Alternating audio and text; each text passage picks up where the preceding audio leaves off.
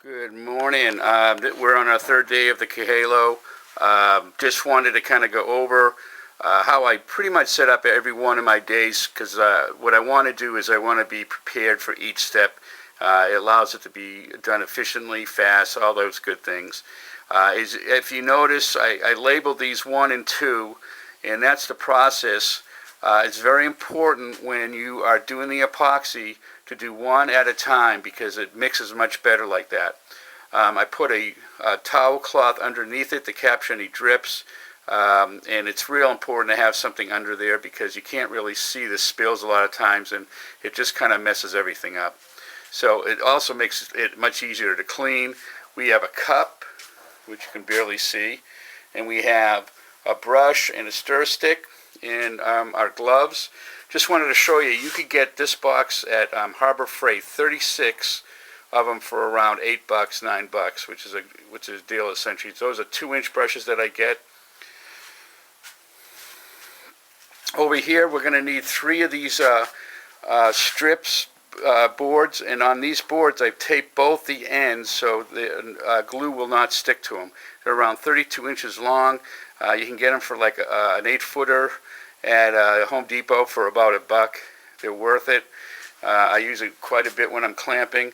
I have a fiberglass sheet that this one will be on the top when I'm gluing things down so I can see it, and this fiberglass is on the bottom, this fiberglass sheet. Then we have actually fiberglass that we're going to be putting on the finger joints, and they're going to be 3.5 inches by 15 inches. We need 2 of those. We're going to probably need around 6 clamps, maybe more, and then we need a Japanese rasp, and I use that brass brush there to clean out anything that gets stuck in that. What I'm going to show you over here is we have a lot of work to do on the bottom when it comes to doing the edges.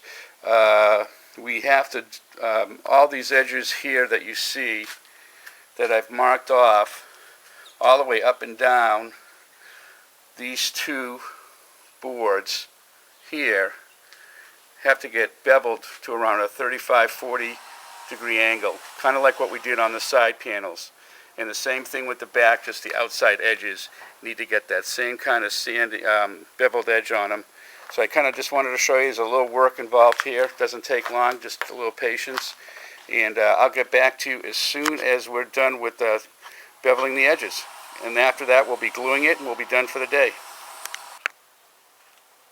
Okay, I'm going to show you how I do the edge with the rasp. See the rasp right here? It's at an angle, and so that's the angle. You want it at 35-40 degree, and then you just swipe it across the board, and you keep on doing light coats, and you can see how easily it does the edge. As I go back and forth, let me see if I can get a close-up better. And that's all you have to do. It's that simple. I use the rough edge on the rasp to do that. There's a smooth edge and a rough one. Rough one much better for it.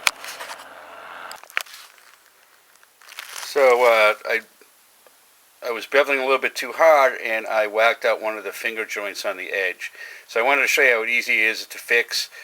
I have this quick bonding 5-minute epoxy glue which I use. You mix it up big time, you stick it on to the edge there, and hold on for a sec. And there it is. It'll be stronger there than it ever was before. It just takes 5 minutes to dry, and then we're going to start gluing the whole piece.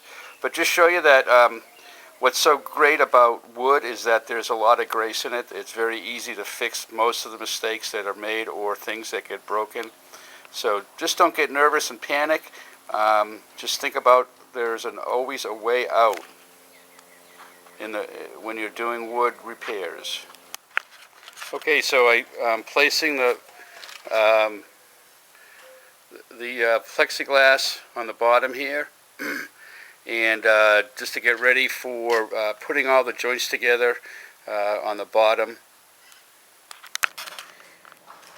Okay, as you can see, we got the finger joints all matched up together pretty tight. It's a great fit. And also what we want to do is at the back here put a piece of board, because what I'm going to be doing is I'm going to put a coat of epoxy on the tips here, because they're typically pretty hard to get to once the boat is assembled. And I'm going to do the same at the back. I'm going to put a coat on the back there because it's very hard to get to it once the boat is assembled, and we want to make sure that the boat on the inside is well coated. Okay, so what I wanted to show you is that, again, because we're at the edge, we need to have the fiberglass a half an inch above so it doesn't create a bump when we're actually putting the sidewalls up. And that's how it looks once it gets epoxied. And I will show you after this how I clamp it all up so it dries nice and everything is nice and tight. Okay, and as you can see, what I did here is I coated the back edges, the front, and this is all ready for me to put the piece of plexiglass on the top of it and basically hold it in place so all the joints, these finger joints, dry properly. And then whatever extra I had, I just basically paint the back. Don't want to waste the epoxy glue because it's super expensive. And that's our next step I'll show you is